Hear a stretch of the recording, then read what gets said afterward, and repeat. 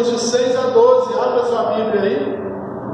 E nós estamos chegando no final dessa série de exposição, essa série expositiva. Hoje é o penúltimo sermão da série. No próximo domingo nós estaremos terminando essa série de João. Passamos algumas semanas, passamos alguns meses aqui conversando a respeito. E eu tenho certeza que eu não sei para você, mas para mim o Senhor falou muito forte no meu coração. E eu estou aprendendo, saindo fortalecido por Deus através deste texto e dessa série de mensagens. Vamos ler juntos, queridos? Eu quero mais uma vez convidar você a se colocar em pé, em reverência à palavra de Deus, que é a luz para os nossos caminhos, para os nossos pés, é alimento para a nossa alma, é o maná do Senhor. E a palavra de Deus, nós aprendemos hoje na escola dominical, que é a palavra que nos sustenta, que nos orienta, que nos faz melhores. Nós estamos conversando a respeito disso, de que a cada dia nós sejamos melhores. Estamos conversando sobre a academia espiritual. Nós falamos no domingo passado sobre o exercício da entrega. E hoje nós falamos sobre o exercício da oração. Exercício da palavra. E no próximo domingo falaremos sobre o exercício da oração. Gostaria muito que você se envolvesse com a escola dominical.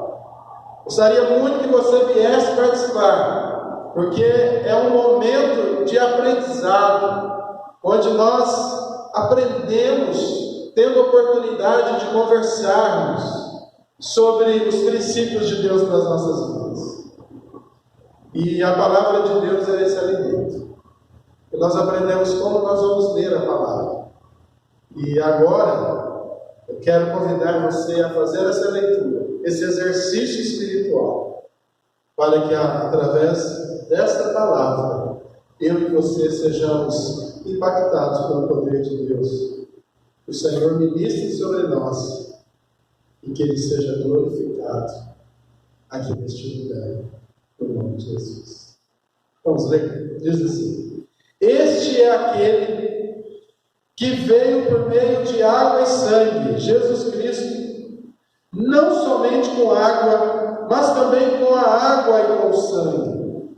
E o Espírito é o que dá testemunho, porque o Espírito é a verdade. Pois há três que dão testemunho: o Espírito, a água e o sangue.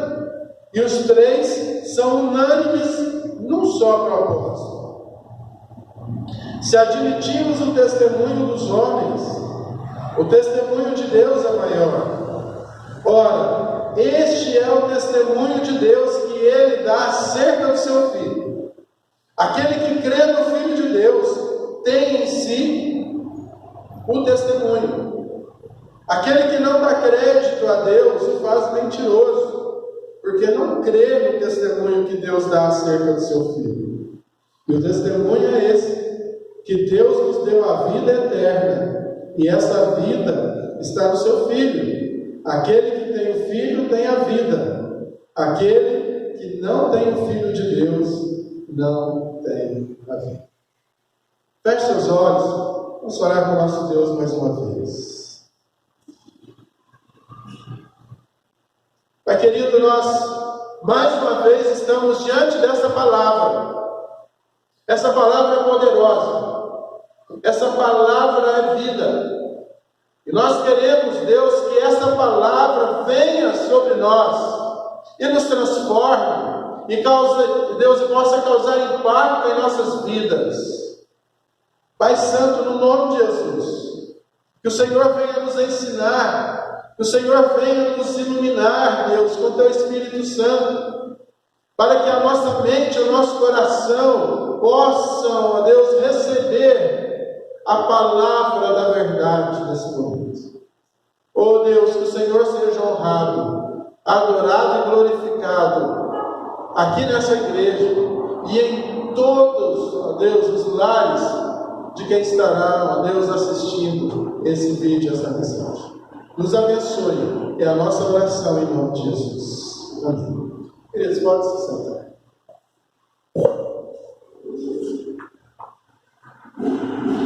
C.S. Lewis é um dos grandes pensadores do século XX. Gosto muito dele. Já falei sobre ele aqui durante essa semana. C.S. Lewis, um dos maiores pensadores. Você não conhece um pouco sua obra, talvez você já assistiu um filme que foi transformado em filme, mas é o livro dele, As Crônicas de Nárnia. E ali é a história de Cristo recontada de um jeito fantasioso, maravilhoso, empolgante e poético. C.S. Lewis, ele, escrevendo em um dos seus livros mais conhecidos e clássicos, e que você deve ler, eu recomendo a leitura, Cristianismo Puro e Simples. Ali naquele livro, ele falando acerca de Jesus Cristo, ele fala algo que mexe com a nossa estrutura, e que quando eu ouvi pela primeira vez, eu nunca mais esqueci. E ali ele estava trabalhando sobre a pessoa de Jesus, se Jesus de fato é Deus ou não, e diante de tanta gente, e de tanta crença, que diz que Jesus foi mais um grande mestre, talvez você já tenha ouvido isso. Quem é Jesus? Jesus foi mais um mestre, foi um grande mestre, foi mais um ser iluminado que passou por essa terra. Já ouviram expressões assim? Jesus foi um grande professor, foi um grande homem, um homem que inspirou, mas foi mais um mestre, assim como Buda, assim como Maomé, assim como Confúcio e tantos outros. E diante dessa afirmativa, C.S. Lewis então trabalha com ele chama de um tríplice argumento. Ele diz assim: Jesus, ele não foi só um mero mestre. E ele então diz o porquê. Porque ele diz assim: Jesus, ou ele foi um grande mentiroso, que enganou todo mundo, ou Jesus foi um lunático, um cara doido, megalomaníaco, que afirmava que era Deus, e levou muita gente a acreditar nisso também, ou Jesus, de fato, era quem ele dizia que era, o Deus. Porque se você reparar bem, queridos, é isso que Jesus fala o tempo todo.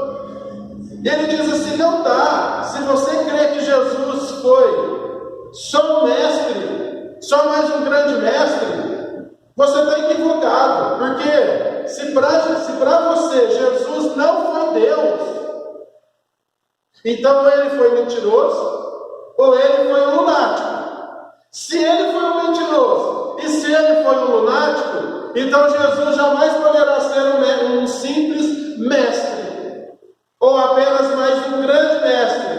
Entendeu o argumento de C.S. Lewis? Eu acho isso fantástico. Por quê? Porque uma pessoa que diz que ele e o Pai são a mesma pessoa, alguém que diz que ele existia antes de Abraão existir, alguém que dizia que ele em 3 dias iria destruir o templo, iria reconstruí-lo, esse alguém, ou ele é mentiroso, ou ele é doido, ou ele de fato é quem ele diz que é. Se você não crê em Jesus, ou se você crê que Jesus é apenas mais um mestre, você tem que mudar o seu pensamento diante disso. Porque se você crê que Jesus é apenas mais um dos grandes mestres que existiu, é incoerente o seu raciocínio diante desse argumento, filosófico até teológico. Jesus não foi doido. E Jesus não era mentiroso. Jesus é e Jesus é Deus. Essa é a nossa crença. É nisso que nós cremos. É nisso que nós acreditamos. E é disso que trata a carta de João. Desde o seu primeiro capítulo, João vem dizer acerca de Jesus, sobre quem é Jesus. E ele começa dizendo: Jesus é aquele que encarnou. E nós vimos isso, nós tocamos nele, nós conversamos com ele, nós o ouvimos, nós o experimentamos. Jesus é Deus. E ele habitou entre nós. Ele é o homem, Deus. O Deus que se encarnou na pessoa de Jesus Cristo. E nós cremos nisso, para a glória de Deus. Essa é a crença da igreja. E João declara isso. Em toda a sua carta, ele vem afirmando, trazendo essa afirmação. E ele faz isso por aquilo que nós já estudamos aqui ao longo dessas semanas. Por conta de que ele está falando para uma igreja de crentes no Senhor Jesus Cristo, que estava sendo agora sabatinada por uma crença do gnosticismo que dizia que Jesus não era homem, que ele não veio plenamente como homem, mas era apenas um espírito. E João então ele faz toda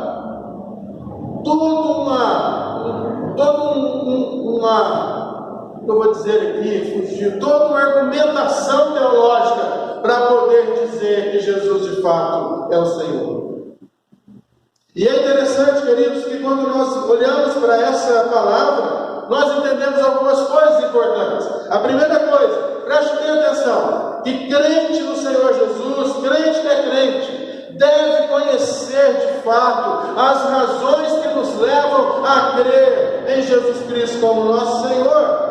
O verdadeiro crente tem a certeza de que Jesus Cristo é Deus e que nele está a vida eterna. Por que você crê em Jesus, Evandro? Por que você crê em Jesus, Hélio? Por que você crê em Jesus, Gabriela? Evandro, Rodrigo? Nós precisamos dar razão à nossa fé. Nós precisamos crer quem é Jesus. E nesse texto, João vem nos dar algumas razões do porquê nós cremos em Jesus Cristo.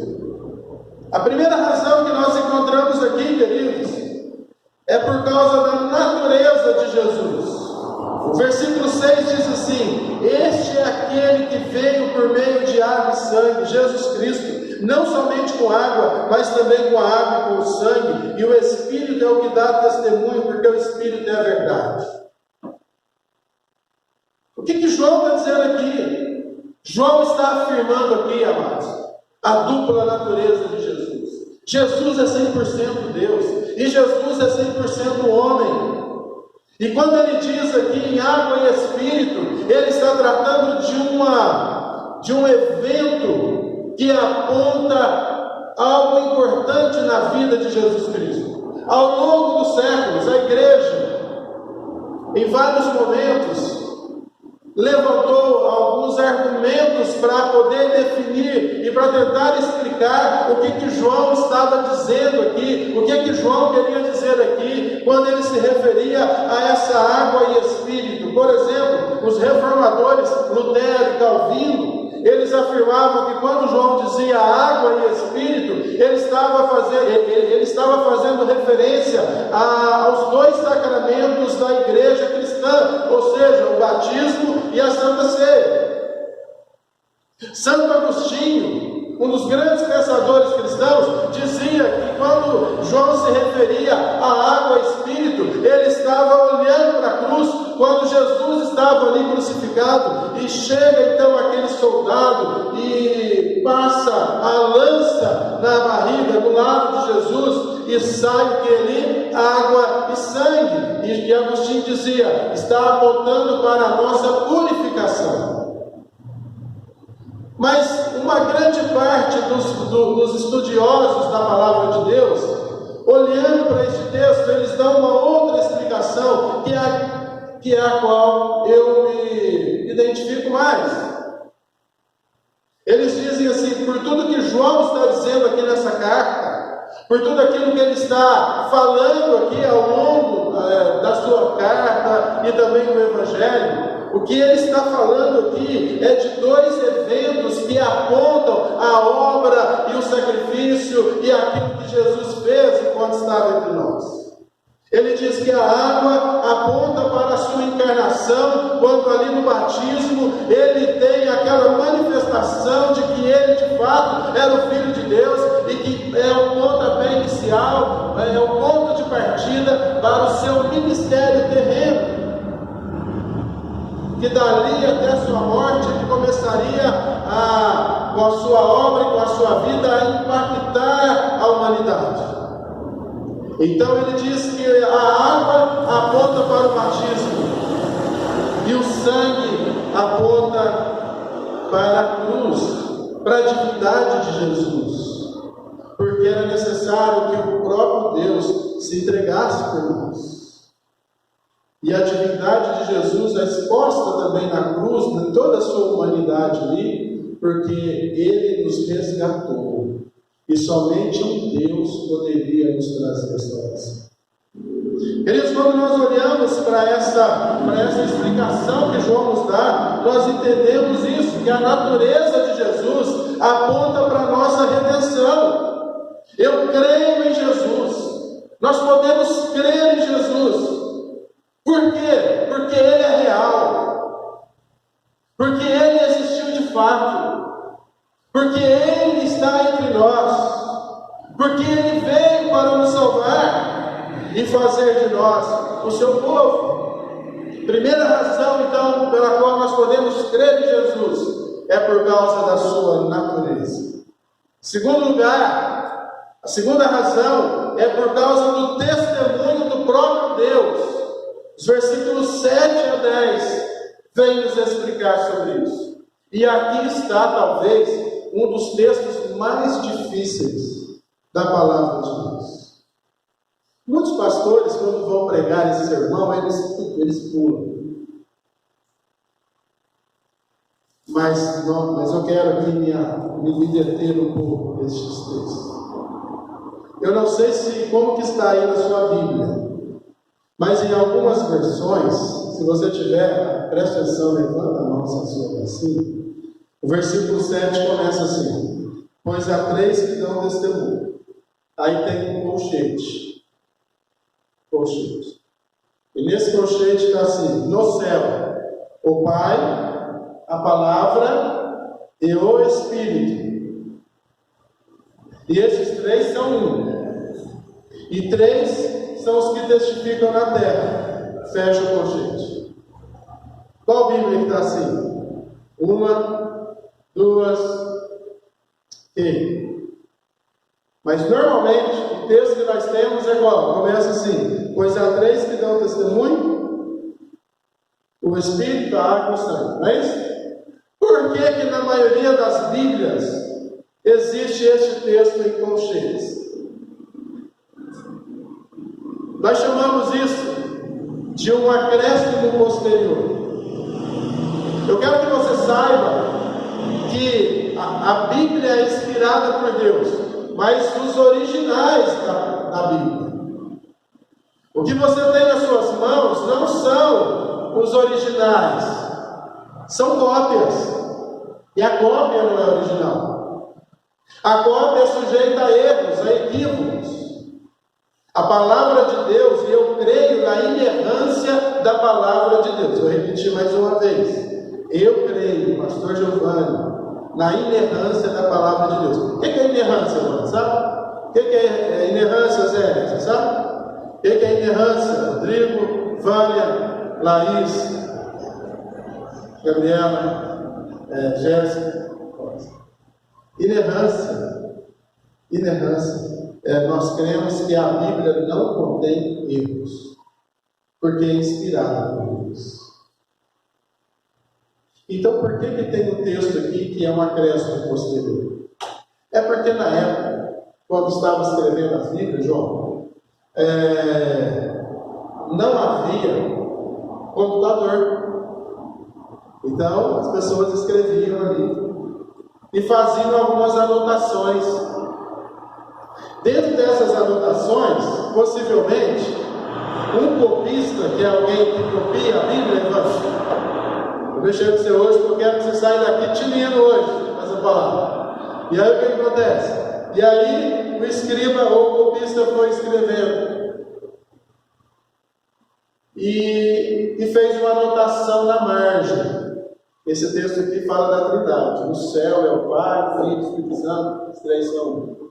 O outro copista foi fazer mais um manuscrito da Bíblia, mais uma cópia da Bíblia, e quando olhou aquela anotação na margem, entendeu que fazia parte do texto bíblico. Ele não viu que era na margem e colocou.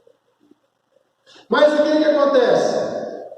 Posteriormente, aqueles que estudam a Bíblia começaram a ver no grego que aquele texto, lá nos originais grego, ele não tinha esse acréscimo. Então era um acréscimo posterior. Eles tinham que ser retirados. Mas como algumas Bíblias já continham esse colchete, continham esse texto, eles colocaram em colchete para poder dizer assim, ó, quando você lê isso aí, entenda que é um acréscimo posterior. Isso não faz parte do texto original. O que é isso? Isso é uma transparência. É uma forma da gente mostrar a honestidade da palavra de Deus e daqueles que traduzem a palavra de Deus. E não há só esse texto, há vários textos da Bíblia que têm colchetes. Mas tudo isso serve para mostrar que a Bíblia, inspirada por Deus, não contém erros. Mas talvez uma Bíblia ou outra, tradução ou outra, vai ter algum erro gráfico, mas que é corrigido posteriormente. Entenderam? Então, quando vocês olharem para este texto, os testemunhos de Jeová, aqueles que são contra a Trindade, que não creem nela, sempre vão argumentar que nós colocamos um texto apócrifo aqui, um acréscimo para poder apontar para a Trindade. Aí você agora vai dizer para eles que não, nós não precisamos desse texto para nós crermos na Trindade. Nós cremos em toda a Bíblia que aponta para um Deus que é Trino, Pai, Filho e Espírito Santo. Muito bem. Então, o que é que nós podemos agora? Você pode estar olhando para mim aqui e falando assim: tá bom, pastor, beleza. E aí? O que eu ganho com isso? O que isso é importante para a minha vida? Eu não sou teólogo, eu não sou pastor, o que eu preciso saber disso? O que vai acrescentar? Eu vou te dar uma explicação. O que vai acrescentar para a sua vida? Vai acrescentar, querido, que o poder que por trás da palavra, nós podemos aprender algumas coisas. Por exemplo, que o Pai sempre testemunhou acerca de Jesus. Que as Escrituras e o próprio Jesus sempre testificaram acerca de si mesmo. E que o Espírito Santo sempre testificou acerca de Jesus. O Pai disse assim para Jesus: esse é meu filho. Jesus dizia: ele e o Pai somos um. E o Espírito Santo sempre também revelava quem era Jesus. Então nós podemos crer que o testemunho de Deus é maior e mais do que suficiente. Eu gosto muito de séries, e a Laís me apresentou uma série lá atrás, quantos anos isso? Uns 3 anos.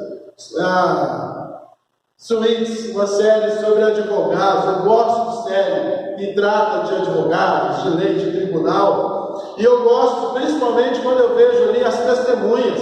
E testemunhas muitas vezes são um ponto, algo determinante para poder dar o veredicto final, ser culpado ou ser inocente.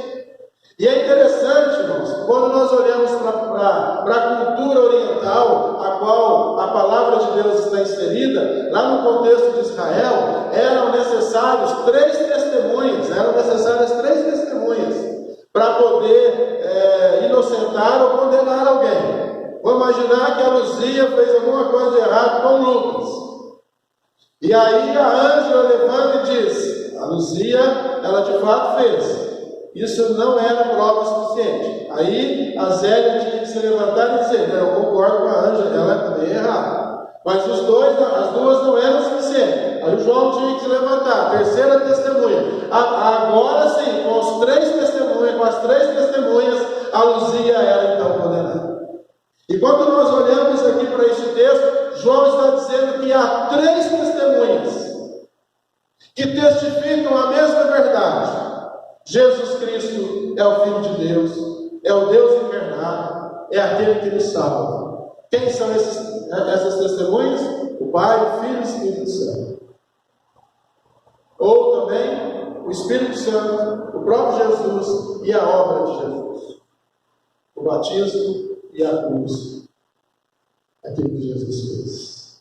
Seu ministério, então, teve seu início no batismo e foi completado na cruz. E o Espírito Santo é a testemunha da vida. E por último, queridos, a terceira razão que nós podemos crer em Jesus é a esperança da vida eterna. Os versículos 11 e 12 nos diz: o testemunho é esse, que Deus nos deu a vida eterna, e esta vida está no seu Filho. Aquele que tem o Filho tem a vida, aquele que não tem o Filho de Deus não tem a vida. Desde Belém, da manjedoura, depois nas ruas empoeiradas da Galiléia, até o caminho do Gólgota, até a subida do Monte da Caveira, até a subida na cruz, a retirada, colocando no sepulcro, e no terceiro dia ressuscitando, Jesus sempre foi e é o nosso Salvador. E crer nisso nos dá a garantia e a certeza dos céus. Jesus é o nosso Salvador. E segundo o texto aqui, quem nele crê tem a vida. E quem está em Cristo tem a vida eterna. Você não precisa conhecer toda a teologia. Você não precisa conhecer toda a Bíblia. Você precisa crer em Jesus. Você precisa crer que Ele é o Filho de Deus, que Ele é o Deus encarnado, que Ele morreu na cruz por você e que Ele ressuscitou e que Ele voltará e irá nos conduzir em vitória, em triunfo lá do céu, para a glória dEle. Se você crer nisso, e se essa crença te leva a ter uma vida que condiz com aquilo que você professa, você tem a vida eterna. Porque a vida eterna é a presença real de Jesus em nós. É a presença viva. Jesus habita em nós essencialmente. Jesus é a nossa essência. Nós movemos e existimos em Jesus. Nós podemos ter a vida porque Jesus habita em nós eficientemente, uma vez por todas. A vida eterna não é algo que nós vamos olhar só lá na eternidade, só longe, depois que nós fecharmos os nossos olhos aqui. Mas se você está em Cristo Jesus, se você já caminha com Ele, se Ele está no seu coração, se você é do Senhor, se a sua vida foi rendida aos pés do Salvador, você já usufrui dessa vida eterna que começa aqui e vai por toda a eternidade junto com Deus. Porque isso é vida eterna, é a presença viva de Deus em nós, hoje e para todo sempre. Hoje nós já desfrutamos dessa presença de Jesus em nós, e um dia nós iremos receber todo o bônus, todo o plus que vem em crermos nisso, que é uma vida gloriosa, que é uma vida sem dor, uma vida sem sofrimento, uma vida de esperança, uma vida sem choro, uma vida sem enfermidades, uma vida sem decepção, uma vida sem traição, uma vida sem morte, uma vida cheia de alegria, cheia de paz, cheia de esperança. O dia em que nós estaremos junto com o nosso Salvador. E nesse dia, então, você vai reencontrar aqueles seus filhos que você um dia despediu. Nesse dia, então, você vai poder entender que essa vida aqui é apenas uma caminhada. Isso só vai fazer sentido com Jesus Cristo. E quando você chegar nos céus, eu espero que a primeira coisa que você faça, antes de rever os seus pedidos, antes de falar com os grandes profetas, que você possa ver Jesus, se dobrar diante dele, poder tocar nas suas mãos e poder dizer: muito obrigado. Muito obrigado. Porque um dia o Senhor me visitou. Isso é salvação. Isso é vida eterna. Isso acontece porque Deus, Ele veio ao mundo em Jesus. É real. Nós podemos crer nisso. Para a glória. No nome de Jesus. Amém? Escuta.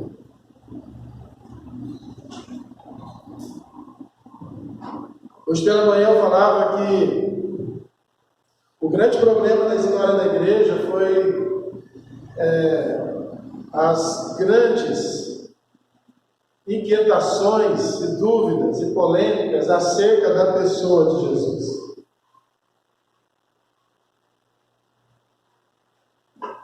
Os fariseus pegaram pedras para apedrejar Jesus, porque um dia ele disse assim: antes que Abraão existisse, eu sou. Ele se fez Deus. Os fariseus queriam matar. Depois nós vemos aqui os gnósticos falando que Jesus, ele não foi real. Um outro cara mais doido ainda, chamado Cerinto, dizia o seguinte, que Jesus, ele nasceu de Maria e José, e viveu normal durante 30 anos. E quando ele foi batizado por João, aí o Espírito do Cristo veio sobre ele e o tomou, e ele se tornou Jesus o Cristo. E ele andou 3 anos fazendo milagres com o poder de Deus. E quando ele foi condenado e foi para subir na cruz, o Espírito de Cristo voltou para o céu. E aquele que morreu na cruz, então, não era Jesus o Cristo, mas apenas Jesus, o Filho de carpinteiro. Ou seja, a morte dele, então, não teve nenhuma consequência salvadora para nós. Lá no início da igreja, 3º, 4º século, Ário disse e afirmou que Jesus foi a primeira criatura de Deus, ou seja, ele não era Deus. Os testemunhos de Jeová até hoje creem nisso. Depois veio a doutrina já, desde os gnósticos, depois foi elaborada mais tardiamente, os docetistas. Depois veio, até hoje nós temos aqui, os unitaristas. Temos todos aqueles espiritualistas que afirmam que Jesus foi mais um grande mestre. O Islã afirma que Jesus foi o maior dos profetas. Então, sempre teve esse problema cristológico no seio da igreja. Isso é refletido quando a gente vê o próprio credo apostólico. Vamos recitar? O que diz o credo? Creio em Deus Pai, Todo-Poderoso, Criador do céu e da terra. Ok, já definimos quem é o Pai. Vamos falar agora sobre Jesus? E em Jesus Cristo, seu único Filho, nosso Senhor, foi concebido pelo poder do Espírito Santo, nasceu da Virgem Maria, padeceu sob o Pôncio Pilatos, foi crucificado, morto, sepultado, desceu à mansão dos mortos, ressuscitou ao 3º dia, subiu aos céus, está sentado à direita de Deus Pai Todo-Poderoso, onde há de vir a julgar os vivos e os mortos. E sobre o Espírito Santo, creio no Espírito Santo e na Santa Igreja Católica. Vocês viram que o problema não é o Pai, e tampouco é o Espírito Santo. O problema sempre foi Jesus. Por quê? Por que será que sempre houve essa celeuma acerca de Jesus? Eu tenho a minha concepção teológica acerca disso. Eu creio que quem se encarrega de fazer isso é o grande inimigo da cruz. É o grande inimigo da igreja. É o grande inimigo das nossas almas.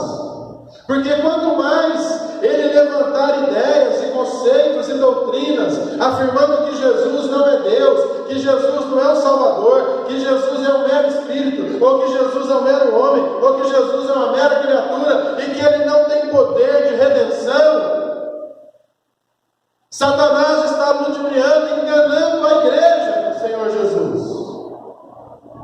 Por isso que ele tenta enganar, incomodar, porque ele está querendo negar o princípio da nossa fé. Mas o nosso Deus é poderoso, o nosso Deus, ele é grandioso, e ele nos dá a sua palavra, e nos dá o seu testemunho, e ele nos dá o Espírito Santo para sempre gritar mais alto do que a voz do inferno, e ele diz: não é nada disso.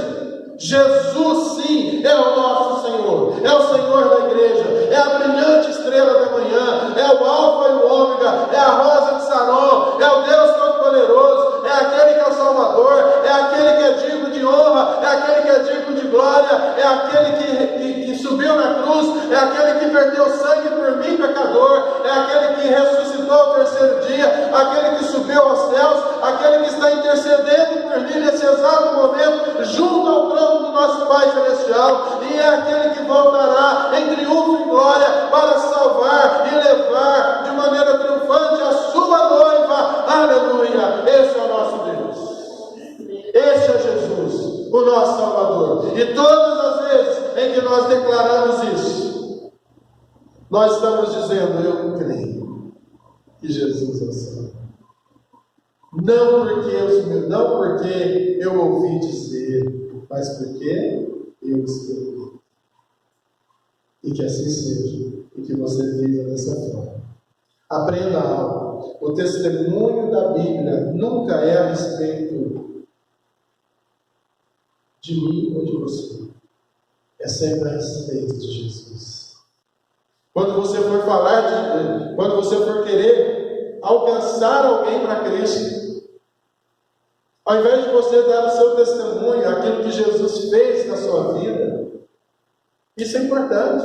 Eu era preso, agora eu estou livre. Eu era viciado, agora eu estou são. Eu era ladrão, agora eu trabalho. Isso tudo tem a sua importância. Mas o mais importante é você dizer assim: Jesus Cristo é o Filho de Deus. Ele morreu na cruz por você. E o sangue dele vertido na cruz trouxe purificação e trouxe perdão dos nossos pecados. E pela sua morte, nós agora temos vida. O testemunho sempre deve apontar Jesus Cristo. Você pode dizer: olhe para a cruz e veja o amor de Jesus. Olhe para a cruz e veja o que Jesus fez por você e o que nos aguarda na Jerusalém Celestial. Vou te fazer uma pergunta e aqui eu oro. Você crê que Jesus morreu por você? Você crê que Jesus de fato é o Filho de Deus? Você crê que de fato Jesus é o nosso Senhor e Salvador? Então, queridos, se é assim mesmo de verdade, você tem a vida eterna, porque é isso que a palavra de Deus nos garante. Que você possa viver essa realidade no nome de Jesus. Amém? Feche os olhos por alguns instantes.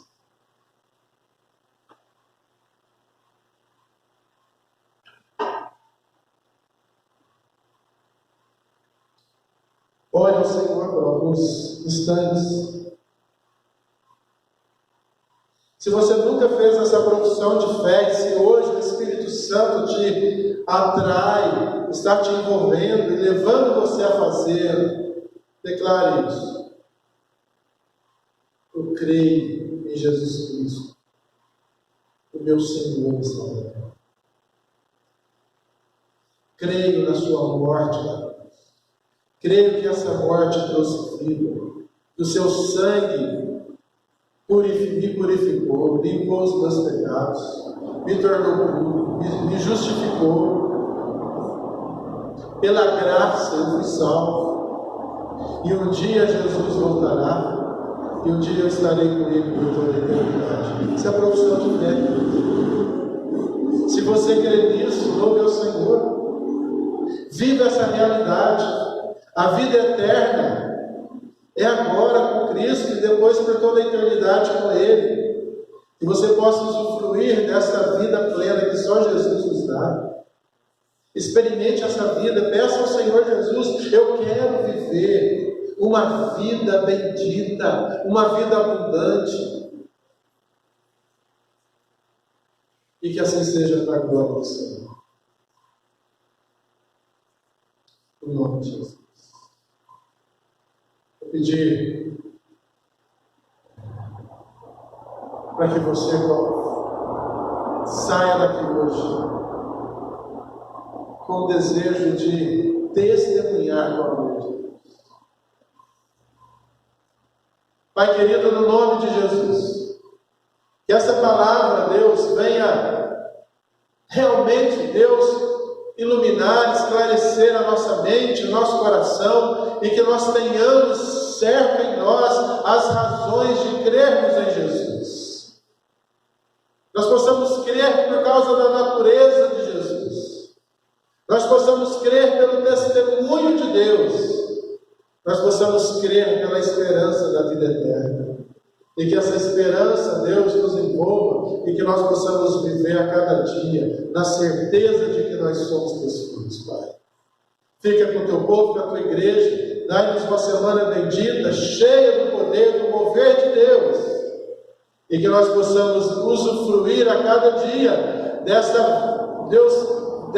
manifestações, dessa vida plena com o Senhor em nossas vidas. Uma vida cheia da tua paz, cheia da tua presença, da tua alegria, da tua vida, Senhor. No nome de Jesus Cristo, nos dê vitória em todo o tempo, para a glória do Senhor, em nome de Jesus. Amém e amém. E agora, queridos, que a graça maravilhosa de Jesus, o amor de Deus, o nosso Pai, a comunhão, a consolação e o poder do Espírito Santo esteja com esta igreja e com toda a igreja do Senhor Jesus espalhada em toda a terra, hoje e sempre. Amém.